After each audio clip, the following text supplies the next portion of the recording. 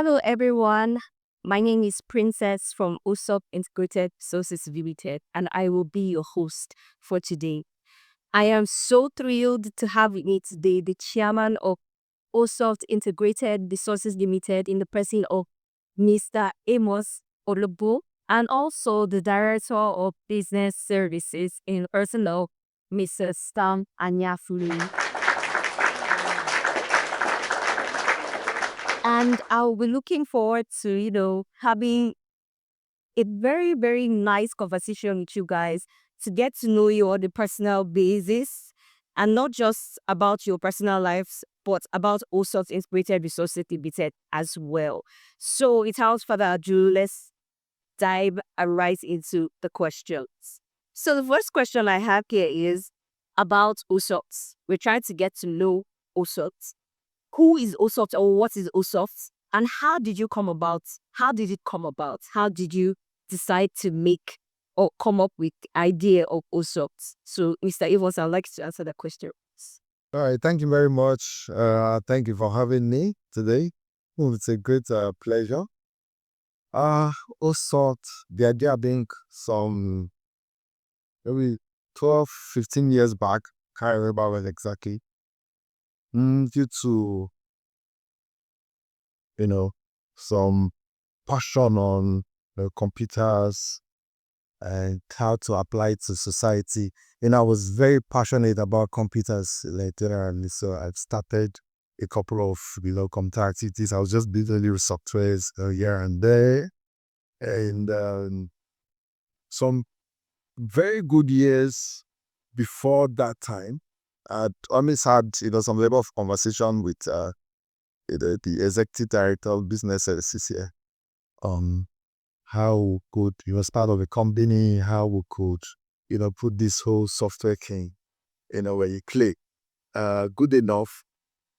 While we were at school, I think myself and one of our very good friend and colleague, also I was in the same department, so we always built softwares. While we were doing our project back then in school, I think we were about 95 in our department. The both of us single-handedly built, the projects for the other students. We built about 95 different applications. And in school, we had one of our other friends who was acting as the accountant. We had Mr. Ayafu here, who was also, like business. So it was just like a new company then, because the other guy was collecting the monies that the students were paying. And then myself, my studio, we were just, busy building. You even had to buy a generator back then. There was no lights. We just building softwares. Overnight, you could build 3 different applications. And then the daytime, we met with these students, just, to teach them, how to run through the applications for their project defense and all. So I think when we left school, that same, idea was still, burning. And I think you were here for service one time, and then we spoke about it before. Now you're like, okay, this whole company thing, when are you going to start it? We're ready, let's get this thing started, and all that. Because like I was saying before, when I came out, I was still doing the same thing, but then I was just building, softwares here and there. So, but then the idea to, make it to become a company, came from those little things we did, back there. And then, of course, just had to start doing etc. How to, restart Osoft, and how to come about even the name, and of course, we did that. But I think that it was barely 2 or 3 years after the initial registration, we just decided, I said, okay, let's go full time. Let's, you leave your job, leave whatsoever you're doing, leave whatsoever die with from marriage, die. So that's why I said it's a mix of a whole lot of it. So, but I think this just gives a background of, how not the something came about. Okay, so in your words, Osoft is a technological firm. Is a firm that deals with technology. Yeah, so basically, I mentioned software. Also, is basically a software development company, a bespoke software development company. Okay. Yeah. So, which leads me to my next question.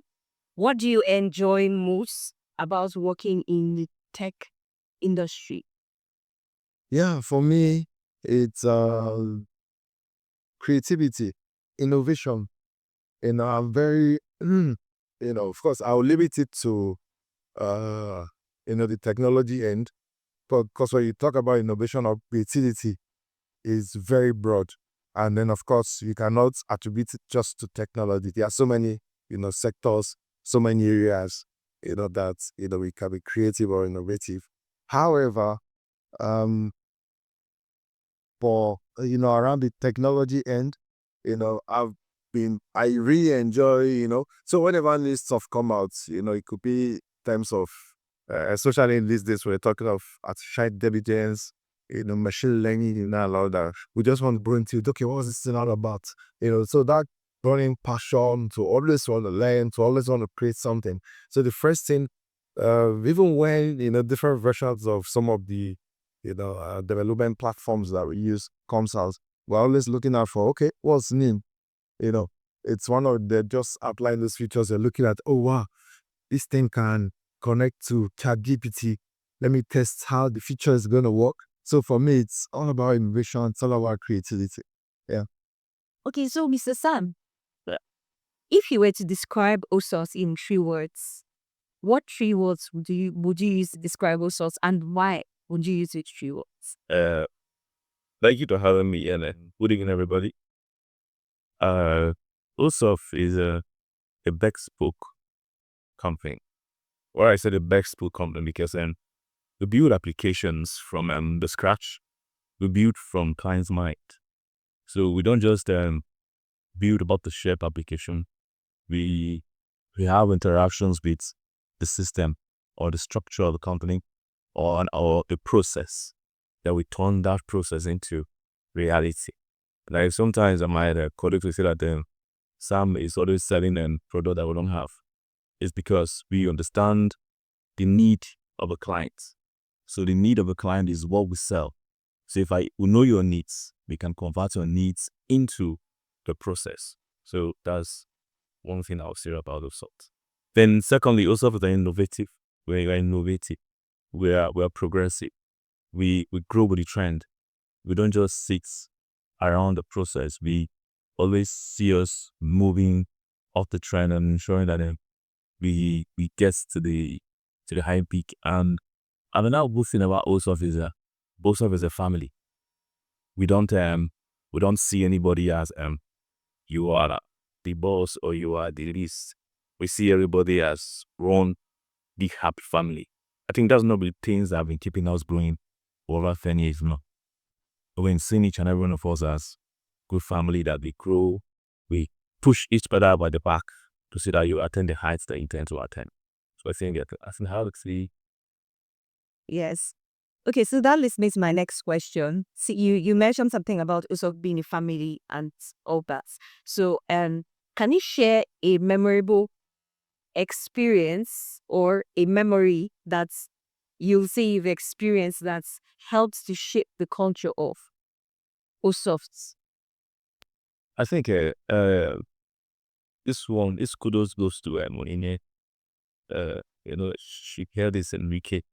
I think we used to do TGI rollouts, and that was a form of a serious bond that held us together. Where we don't know who is the director, we don't know who is the HOD, you don't know who is just a junior developer. We all keep our hand a piece of pot and eat together, and we share one love, we share one joy. And whenever it's someone's birthday, sometimes you won't forget that then it's a birthday. Once you come into the office, you just see, boom, it's a birthday, and the company celebrates you. So that tends to unify individuals and then keeps up off the office and even out of the office. We always, unite with each other. So I think that's a lot of things I see spirituals. Simons, would you like to share the experience as well? Yeah, of course. Although it hasn't been sustainable, I would say. Um, because the larger we became, I think the more saturated, yeah, because of course diversities, people, mindsets, you know, uh, communications, first the more, yeah, you have people in a certain community or environment, the wider the communication paths, so the actually paths, or like Mr. Satellites we said. Yeah, those were periods, very memorable periods, because it created this. Of course, we took off the, official, comments. I mean, of course, we relate with ourselves just as we are, because personally, I've always loved, I'm very big on relationships, family relationships, people. We're looking at it from point of view where, of course, I come to your house, go to this other person's house. And then, of course, those earlier years, we saw those whole thing was actually play, where even if one person has an event, see a whole lot of Osoft people, always there, are always coming. But then over the years, you see that keeps it just like a falling graph keeps drawing here. And of course, sometimes I talk to the HR, I'm like, hey, this is it that, but then we just ended by saying, well, I think it's getting bigger. We're getting, bigger and growing. And so some of those things are actually diminishing. But then I think those were periods that, meant a whole lot because of the initial, concept of, togetherness, that we have. So I'd like to ask, as a leader, and a very good leader at that, I'd like to know what keeps you motivated, what helps you stay motivated as your role, in your role as a leader, what helps you stay motivated? Uh, It to me, I think is very complex. What I'll say is very complex is that uh, over the years I've actually grown to self-motivate. I had this argument all the time. I'm not used to fake. Well done. I will explain. What I mean, I'm not used to it is because I find myself in a space where, very rarely I get, oh, well done from anyone, right? So, just like the analogy of that lizard that falls from the tree and then it looks left. That's right. Nobody's there to hail the lizard and then it does like this there. So, I'll describe myself like that. I'm very, very, very highly, highly, highly self-motivated. So, I have a long list of some of the things I was going to personally achieve. I have a long list of what I want to achieve, career-wise. I have a long list of what I want to achieve, corporate-wise. So anytime I'm able to tick any of those. And of course, I don't know my parameters. So anytime I'm able to tick those parameters, I still go back to my closet and I'm like, okay, yeah, we're there. We're not there, but then we're getting there. So that actually keeps me motivated. And then of course, I will not also fail to mention the fact that, I also draw motivation from people around me. Uh, I wouldn't mention any name, but then when I see people do their works with the whole of their hearts, I know. I don't need to even interact in person. I know. And then that gives me a lot of motivation. So if this person hasn't given up, if that person hasn't given up, if this other person hasn't been up, then why should that? So I draw motivation from, a whole lot of, those kind of energies, when I see them now. Thank you. Mr. Sanjimaxon, tell us what motivates you. Not plan first for Mr. Amos said, because I think we're both together for this long time because we have similar patterns of operation. So basically, what motivates me more is the target or the future I see ahead. When I see myself and I ask myself what I want to see or where I want also to be in the future time or in personal goals, and I see what the future looks like, I think I just pick up and dust up and keep moving to head to the goal. Because the major thing in life is there should be targets. And one of the targets to reach then we struggle hard to see how we can get rid of it. No matter how many times we fall, all we do is just to dust ourselves. I remember there's a goal ahead, and that just motivates me.